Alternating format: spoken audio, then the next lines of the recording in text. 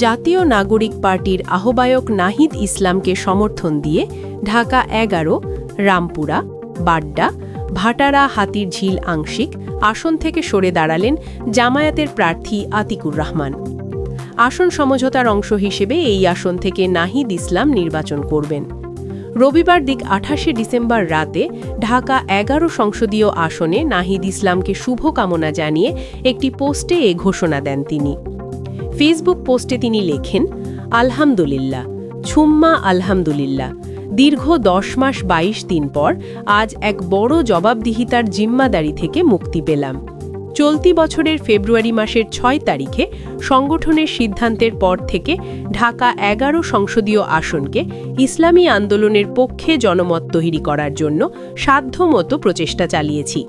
ব্যক্তি, পরিবার, পেশাগত দায়িত্ব সবকিছুর ঊর্ধ্বে ময়দানে ভূমিকা এবং জনগণের পাশে থাকার চেষ্টা করেছি।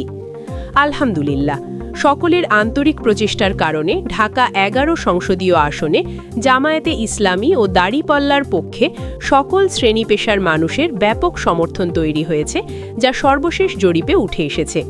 আমি ঢাকা ১১ সংসদীয় আসনের সকল শ্রেণী পেশার মানুষের প্রতি কৃতজ্ঞতা প্রকাশ করছি। আপনারা এ স্বল্প সময়ে আমাকে আপনাদের আপনজন হিসেবে গ্রহণ করে নিয়েছেন এবং অভূতপূর্ব ভালোবাসায় আবদ্ধ করেছেন। মহান রাব্বুল আলামিন আপনাদের সবাইকে সামগ্রিক কল্যাণ দান করুন, ভালো ও নিরাপদে রাখুন, আমিন।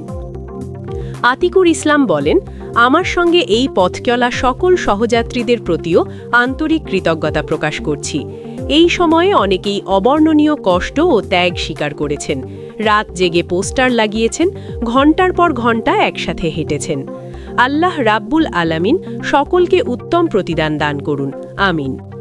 সবার কাছে ক্ষমা চেয়ে বলেন, আমার সহযাত্রী সকল বোনদের প্রতিও কৃতজ্ঞতা প্রকাশ করছি, যারা জনমত গঠনে অনেক কষ্ট ও ত্যাগ স্বীকার করেছেন। আল্লাহ রাব্বুল আলামিন আপনাদেরকেও উত্তম যাজা দান করুন, আমিন।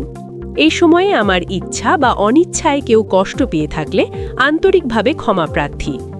সংগঠনের সিদ্ধান্তের প্রতি পরিপূর্ণ আনুগত্য এবং আস্থাশীল বলেন, আমরা সকলেই সংগঠনের সিদ্ধান্তের প্রতি পরিপূর্ণ আনুগত্য এবং আস্থাশীল।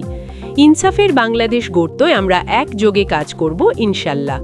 মহান রাব্বুল আলামিন আমাদের সকল প্রচেষ্টা তার সন্তুষ্টি এবং দিন বিজয়ের জন্য কবুল করুন, আমিন। এর আগে রবিবার বিকেলে ঢাকার জাতীয় প্রেস ক্লাবে এক সংবাদ সম্মেলনে জামায়াতের আমির ডাক্তার শফিকুর রহমান জামায়াত নেতৃত্বাধীন ৮ দলীয় জোটের সঙ্গে কর্নেল অবসর অলি আহমেদের নেতৃত্বাধীন এলডিপি ও এনসিপির অংশগ্রহণে মোট ১০ দলীয় জোট ঘোষণা দেন।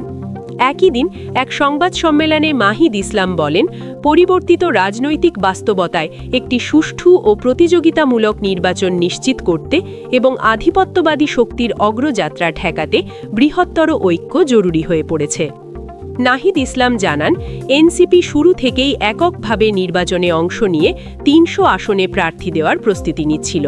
তবে শরীফ ওসমান হাদির শাহাদাত বাংলাদেশের রাজনৈতিক প্রেক্ষাপটকে গভীরভাবে পরিবর্তন করেছে বলে মন্তব্য করেন তিনি।